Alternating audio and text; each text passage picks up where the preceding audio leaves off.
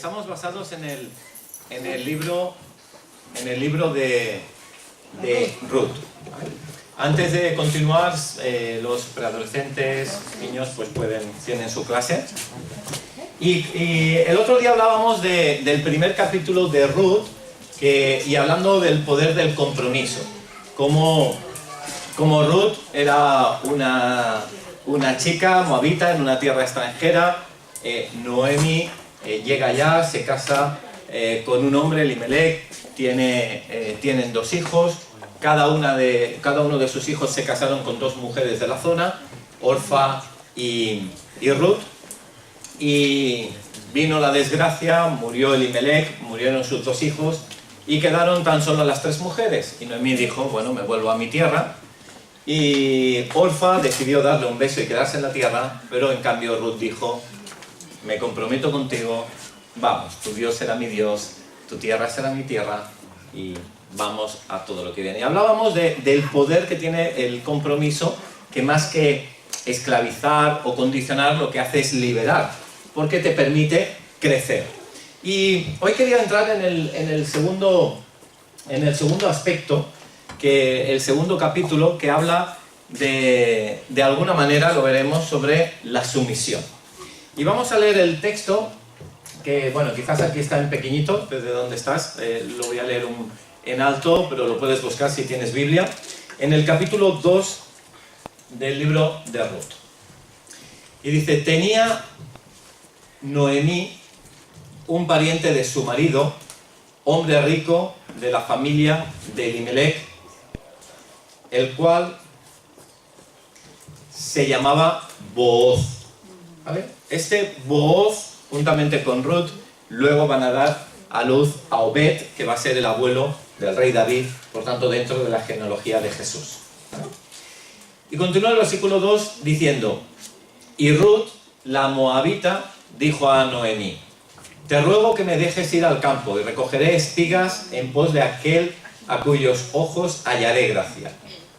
Y ella le respondió, ve, hija mía. Fue pues, y llegando espigó en el campo en pos de los segadores, y aconteció que aquella parte del campo era de Booz, el cual era de la familia de Elimelech. Y aquí que Booz vino de Belén, y dijo a los segadores, el Señor sea con vosotros. Y ellos respondieron, el Señor te bendiga. Y Booz dijo a su criado, el mayordomo de los segadores, ¿de quién es esta joven? Y el criado mayordomo de los segadores respondió y dijo, es la joven moabita que volvió con Noemí y de los campos de Moab. Y ha dicho, te ruego que me dejes recoger y juntar tras los segadores entre las gavillas. Entró pues y está desde por la mañana hasta ahora sin descansar ni aun por un momento.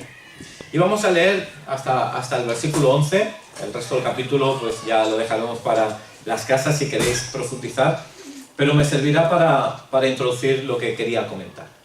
Dice, entonces Booz dijo a Ruth, oye, hija mía, no vayas a espigar a otro campo, ni pases de aquí, y aquí estarás junto a mis criadas. Mira bien el campo que sieguen y síguelas, porque yo he mandado a los criados que no te molesten, y cuando tengas sed, ve a las vasijas y bebe del agua que sacan los criados.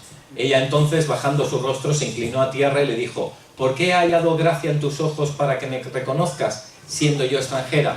Y respondiendo Booz, le dijo, he sabido todo lo que has hecho con tu suegra después de la muerte de tu marido, y que dejando a tu padre y a tu madre y la tierra donde naciste, has venido a un pueblo que no conociste antes.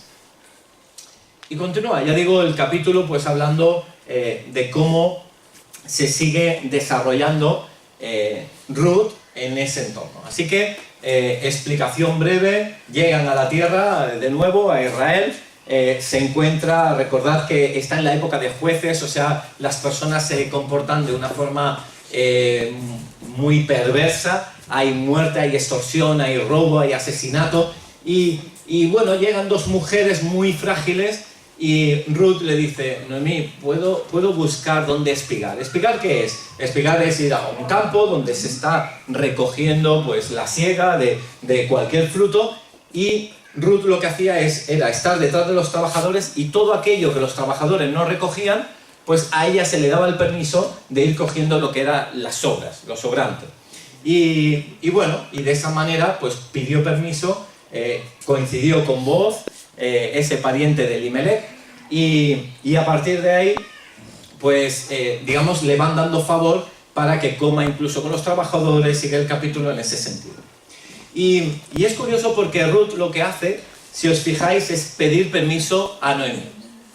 Le pide permiso diciendo, ¿puedo ir yo allá a espigar? Y luego al criado le dice, ¿puedo estar detrás recogiendo?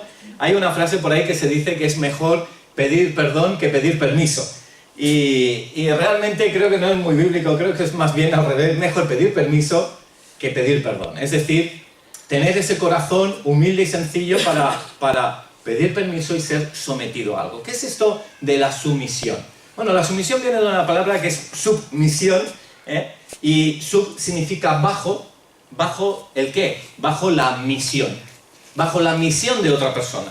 O sea, en el momento que tú te sometes a alguien, o que yo me someto a alguien, es que estoy entrando bajo la misión del otro. Si yo entro bajo la misión del que está encargado de media, pues quiere decir que bajo sus indicaciones, y entonces todo lo que me diga yo lo intentaré hacer, porque su misión es que el tema de media pues esté funcionando. Y yo entro en su misión. De alguna manera, esta misión también viene del latín mitere, que significa enviar. Entonces, de alguna manera, el de media tiene un mensaje, es un enviado para realizar una misión, y yo entro bajo esa misión. Y así, Ruth lo que hace cuando es sumisa a Noemí, lo que está es yendo bajo la misión de Noemí. Está decidiendo, sometiéndose a ello. Y por tanto la sumisión lo que hace es priorizar la voluntad de otra persona por delante de la voluntad propia.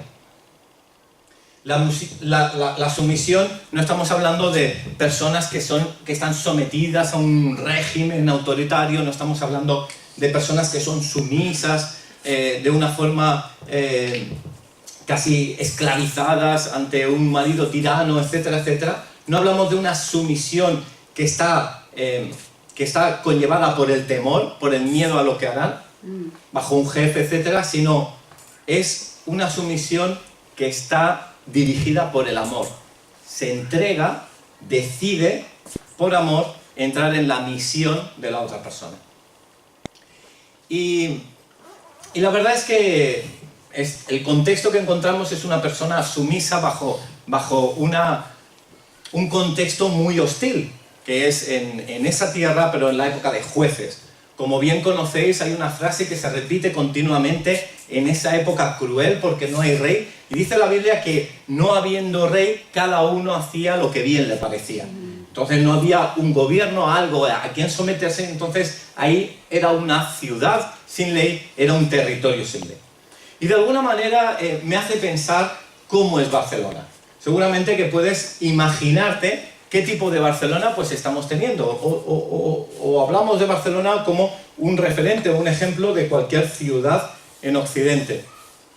Personas que tienen mucha capacidad, personas que quizás tienen mucho temor a ser engañados, personas que se dejan llevar por la pereza en muchas ocasiones, por la carne, los deseos propios, y que difícilmente se someten bajo la misión de otro porque piensan y priorizan, o tendemos a priorizar, nuestra propia misión. Dice la Biblia en Deuteronomio, que es cuando marca la ley, da unas indicaciones incluso para los agricultores. Y dice, mira, cuando pongas un yugo, que es este instrumento de madera que intenta unir dos bueyes para que aren conjuntamente y abran surcos en la tierra, dice, no ararás buey, no juntarás con buey un asno. ¿Y por qué es esto? Porque ciertamente el buey es fiel y continúa recto, y inicialmente el asno también continuará recto, porque de alguna manera pues seguirá según la fuerza del buey. Pero llegará un momento que el asno se tirará a tierra, o verá comida, o le dará la pereza, o le dará el berrinche, y dejará de ser fiel. Y entonces lo que hará no es que el buey tire del burro o del asno, sino que el asno frenará al buey. Y de alguna manera, cuando Ruth entra bajo la misión de Noemí y decide someterse, por amor, está acompañando en ese mismo yugo y no le está frenando. Esto nos habla de dominio propio, de decidir acceder a servir a otros. Seguramente que has visto este vídeo por internet, que es muy interesante. Se hizo un estudio en Estados Unidos hace muchos años en los cuales se sentaba a un niño y se le ponía muchas chuches. Y se le decía, mira, igual se le ponía una chuche y decía, mira, si te esperas 5 minutos, yo vendré y te pondré otra chuche. Pero te tienes que esperar sin comértela. Entonces la persona entrevistadora pues se iba, dejaba al niño ahí sufriendo con su chuche y luego, si cuando volvía esta entrevistadora encontraba que tenía la chuche, pues le daba otra. Y si se lo había comido, pues había perdido esto. Esto nos habla de dominio propio y es curioso porque el estudio no solo fue en esa época a esos niños, sino que se siguió toda la trayectoria a estos niños durante las siguientes décadas.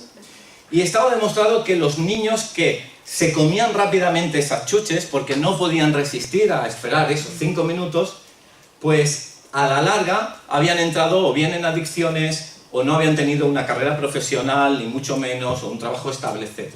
En cambio, los que sí que sabían resistirse esperando esos 5 minutos a que le dieran esa segunda chuche, pues estaba demostrado que llegaban a estudios universitarios o carreras profesionales con cierto éxito, o bien familias estables y no entrar en adicciones. Entonces, someterse es ese dominio propio para decidir por amor acompañar la misión de otra persona, la misión de otra entidad. Entonces, yo quería simplemente pues, comentar algunos marcos que Dios pone de autoridad sobre nuestras vidas. Y uno de ellos es el someterse bajo las autoridades que Dios ha puesto.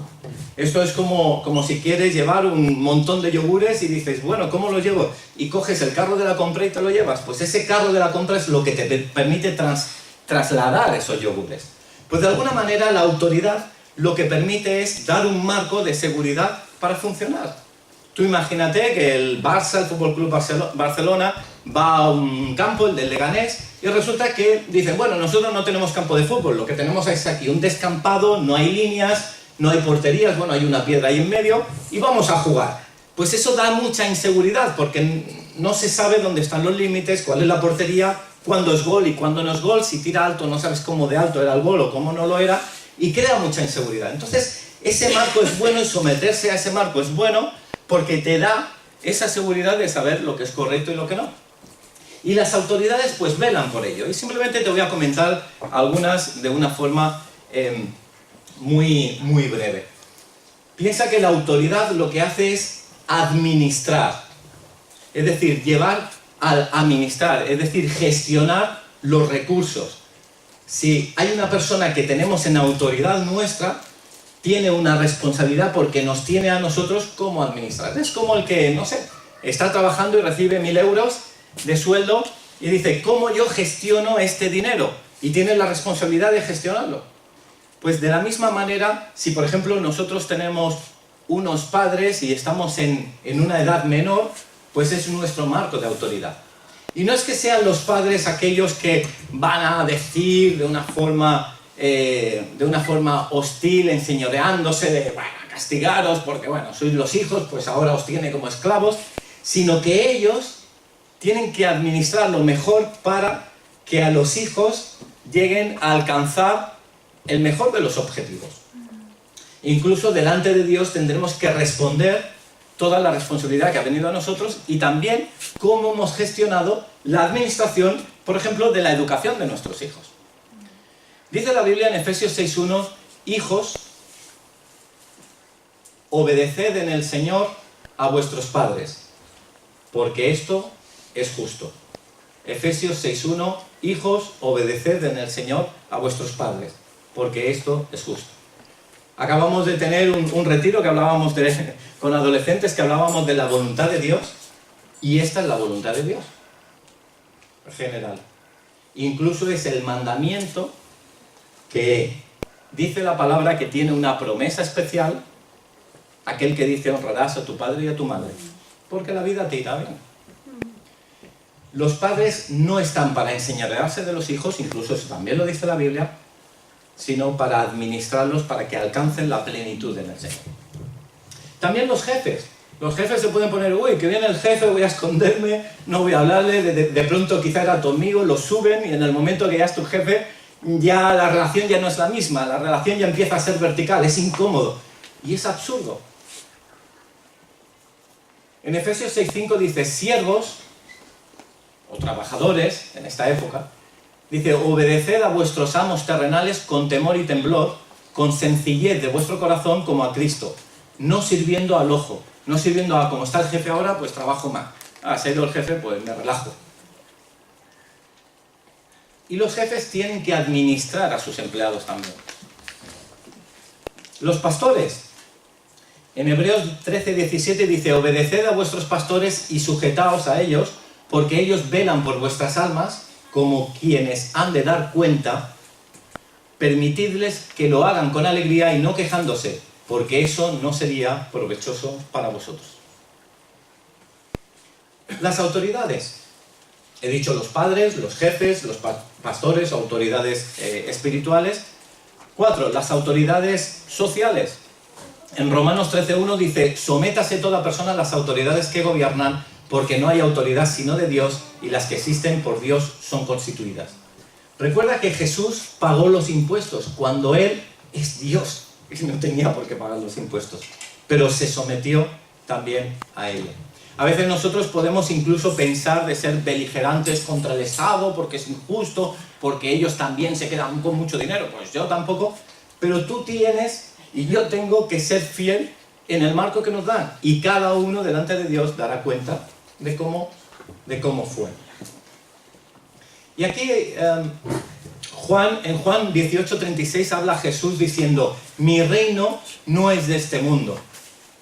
Si mi reino fuera de este mundo, mis servidores pelearían para que yo no fuera entregado a los judíos, pero mi reino no es de aquí. Quiere decir que es absurdo que nosotros nos pongamos de forma beligerante, luchando contra el sistema y tal, si evidentemente tenemos un llamado a ser juez, a ser abogado, a ser político, pues adelante con las armas de Dios, pero no con esa actitud de rebeldía contra el Estado, de oposición, de anarquía, de ir en contra de las autoridades, porque Dios dice que las ha puesto para nuestro bien. Y aquí hay un grado de autoridad que dejo un interrogante, ¿vale? ¿Qué sucede con la autoridad del hombre y la mujer? Eso.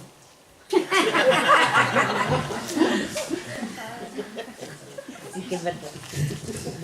Vamos al origen. En Génesis 3:16 dice que a la mujer dijo, en el momento, ya sabéis, que el hombre, la mujer pecaron, Dios dijo que como consecuencia de ese pecado, pues había una condenación sobre la tierra. A partir de ahí, pues contiene espinos sobre el hombre, tiene que trabajar con el sudor de su frente para conseguir sobre la serpiente, que seguramente sería como un dragón, y a partir de entonces se arrastraría. Hay diferentes consecuencias del pecado, pero sobre la mujer también.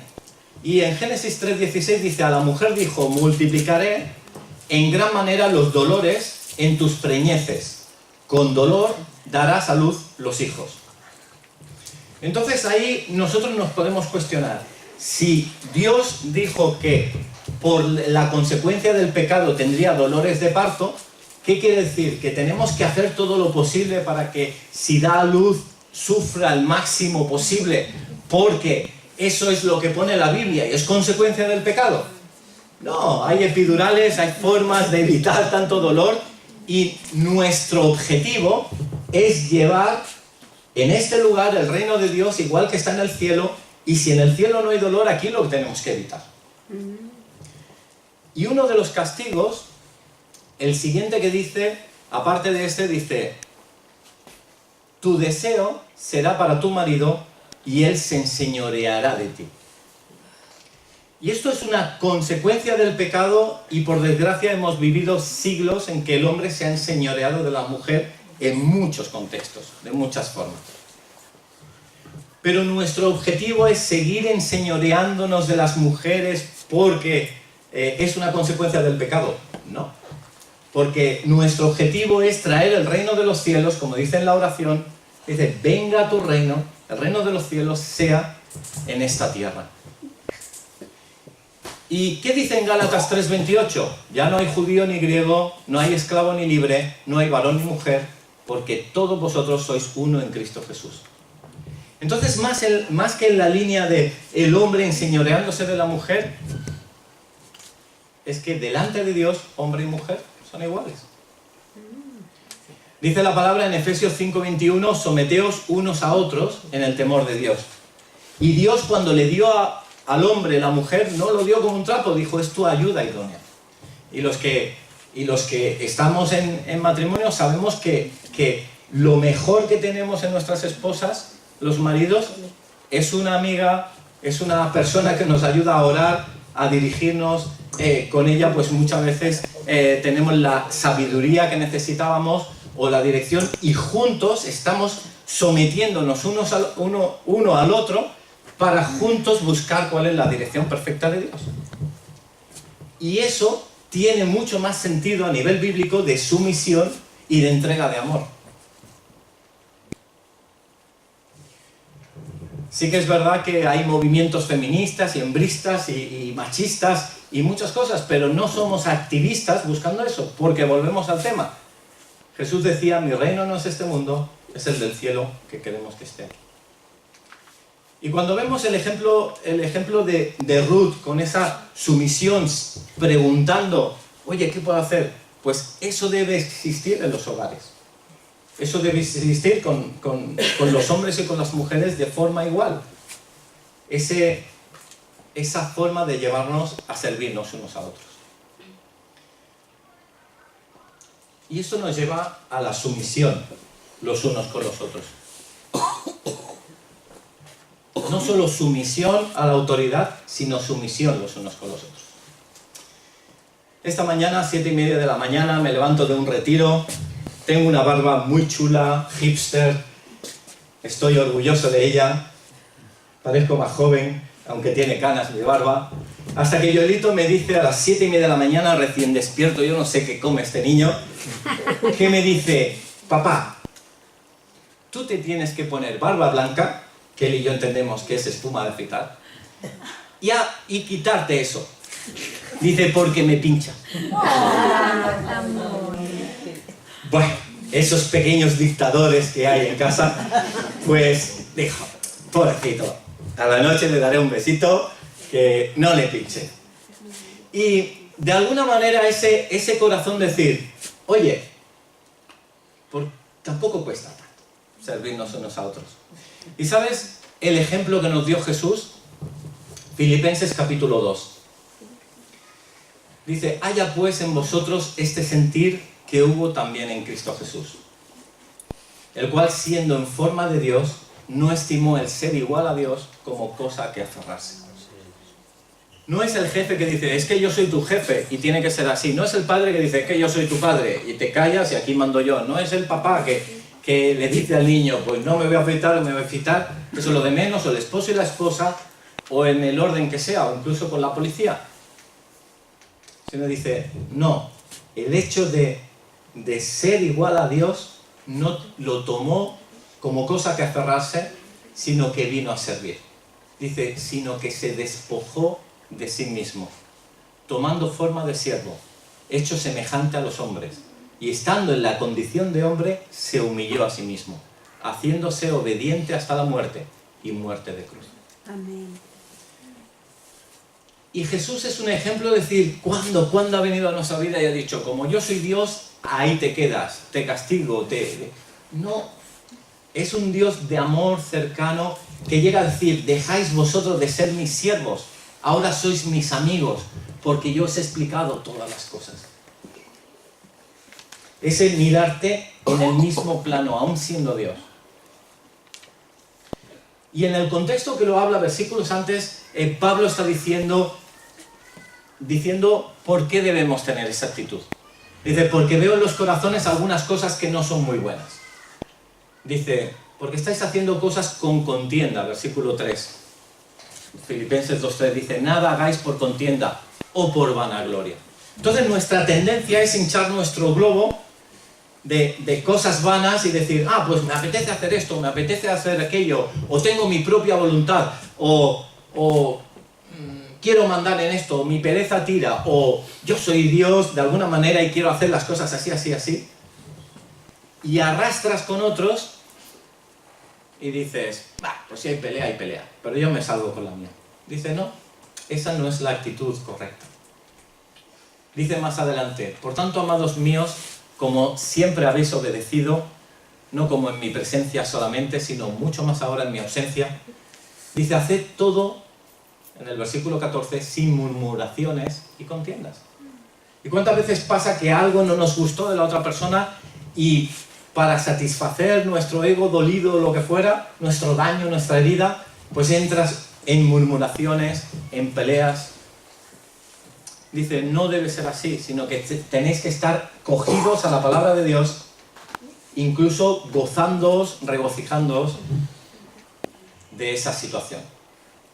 Y no imaginamos esta mujer, esta chica joven que había perdido un marido, que había perdido a su suegro, que había perdido a su cuñado, que había perdido la riqueza que se le vendría prometida, que había perdido pues quizá la posibilidad de tener hijos o las ilusiones que estaba teniendo, sino no la imaginamos diciendo, vaya, esta no es mía, ahora me dice que vaya aquí, y, bueno, ¿por qué pedirle permiso? Pues yo a fin de cuentas bastante ya he hecho con acompañarla, pues voy a buscar trabajo de esta manera o de esta otra. Pero no, entra en su misión y le dice, oye, ¿puedo ir a explicar allí? Porque quiero traer comida a este lugar. Y Noemí dice, sí, ve, pero si hubiera dicho que no, pues Ruth, ¿cómo se hubiera quedado? Y ella hablaría de la actitud. ¿Qué actitud tenemos cuando nosotros seguimos en la misión de otra persona?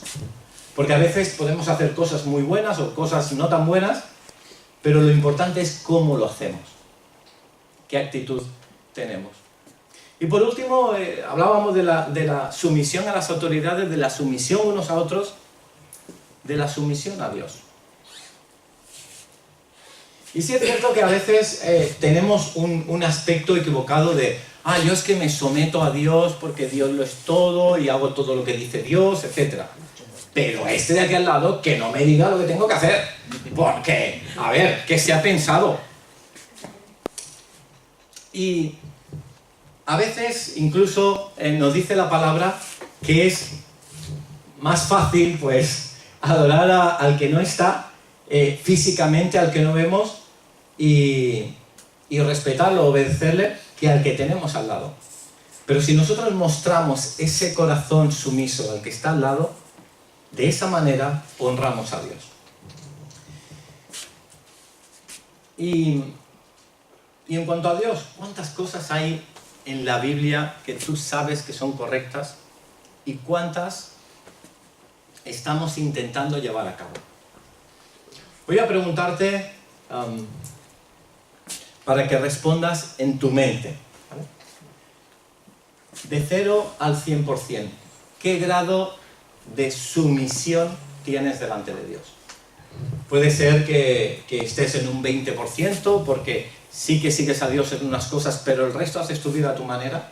Puede que estés en un 50%, algunas cosas sí, que te van bien y no te cuestan mucho, pero las otras ni hablar, no entras en ese tema. Puede que llegues a un nivel de 80 o 90% en casi todo sí, pero hay un tema que es intocable.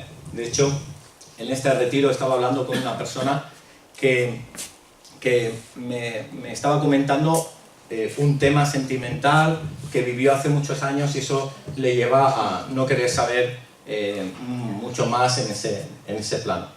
Y le decía, ¿le has entregado a Jesús este tema? Le has dicho, Jesús, tuve dolor en su momento, te lo entrego para que sane esa herida, quizás Dios, si más adelante pues te da una pareja y formas una familia, pues en el plan de Dios, y si no es así, pues en el plan de Dios. Dice, no, ese tema con Dios no lo quiero tocar. Y cuando me aparece, digo, no, Dios, ese tema no lo quiero tocar. Y en otras muchas cosas, pues sí, va cumpliendo. Pero ese tema, esa puerta está cerrada. Entonces hablaríamos que está pues quizás en un 80 o en un 90%. Y si tu sumisión a Dios, a todo lo que diga, es máxima a todos los niveles, date un 100%. Piensa cuál es tu porcentaje de la vida.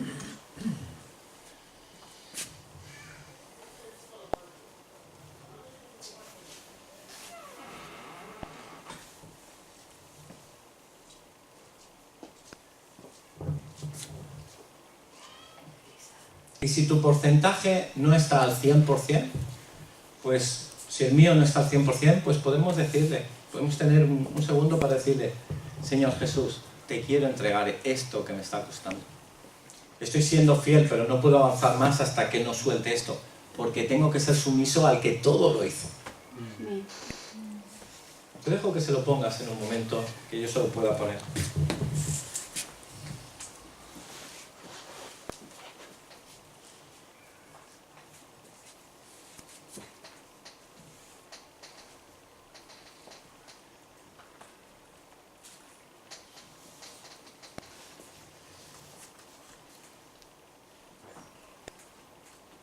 Señor Jesús, queremos ser sometidos a tu perfecta voluntad y queremos ser siervos, amigos tuyos al 100%.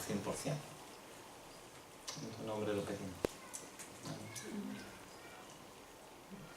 El mismo Jesús, en el Evangelio de Juan, capítulo 5, versículo 30, dice, yo no puedo hacer nada por iniciativa mía. Como oigo, juzgo y mi juicio es justo, porque no busco mi voluntad. Y hablo de Jesús. Dice, no busco mi voluntad, sino la voluntad del que me envió.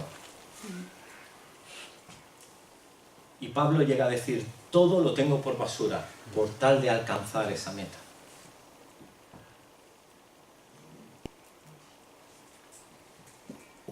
Hay un momento en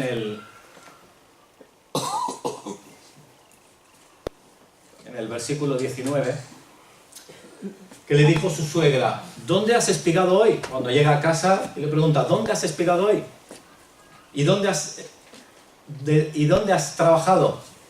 Bendito sea el que te ha reconocido. Y contó ella a su suegra con quién había trabajado y dijo, el nombre del varón con quien hoy he trabajado en vos. Simplemente esta frase nos habla de una rendición de cuentas.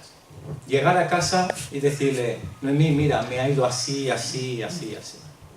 Y es muy importante que tengamos a alguien, personas con quien rendir cuentas. Decir, estas cosas no están funcionando, estoy preocupado por esto. Esto me está yendo muy bien. Oye, ¿dónde estuviste esa noche que no sabemos? Mira, te voy a contar, sí, aquí te voy a contar esto. ¿Puedes orar por mí? Y la sumisión conlleva no solo ese acto de humildad, de querer apoyar la misión de otro, sino también en un acto muy concreto, tener momentos, espacios de rendición de cuentas. Que alguien sepa cómo funciona tu vida.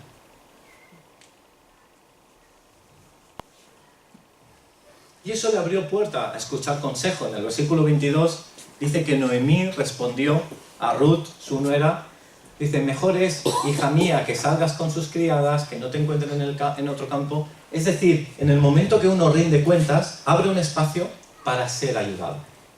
¿De qué sirve que uno esté metido en un pozo cerrado, no se lo diga a nadie? Pues se va a ir consumiendo. Pero si dice, hey, estoy aquí, pues seguramente pues que te van a echar una cuerda para salir de ahí.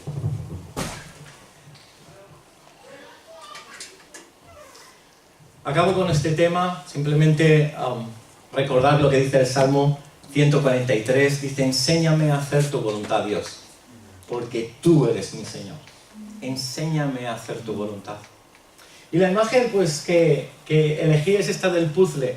Realmente una pieza de color rojo en unas manos sola, pues no tiene ninguna utilidad, ni sentido, ni color, ni configura ninguna imagen. Pero en el momento que se somete a ser escogida por unos dedos que le aprietan y la va colocando en un lugar concreto, es de alguna manera cómo nosotros podríamos vernos identificados con esa pieza roja que Dios nos coge y quizás nos pone en un trabajo que quizás ahora no nos apasiona, o quizás nos pone en unos conflictos que no imaginábamos, o en un tema económico, pero Dios te va llevando con sus dedos y te va colocando quizás alrededor de otras piezas. Y esas otras piezas te van a encajar, pero encajar nunca es cómodo. Te tocarán, te rozarán, te tendrán que pulir, te tendrán que presionar un poco. Y te verás presionado por la derecha, por la izquierda, arriba y abajo, y de alguna manera te estás sometiendo, no solo a la voluntad de Dios, sino nos estamos sometiendo a la voluntad de los demás. Pero qué bonito es que después, al final, desde arriba, se verá una imagen preciosa, donde esos sometidos unos a otros, y todos sometidos al Señor, dan una imagen maravillosa vista desde el cielo. Así Efesios capítulo 1, versículo 3 dice que ahora estamos sentados en lugares celestiales y Dios ya visualiza ese puzzle precioso y perfecto.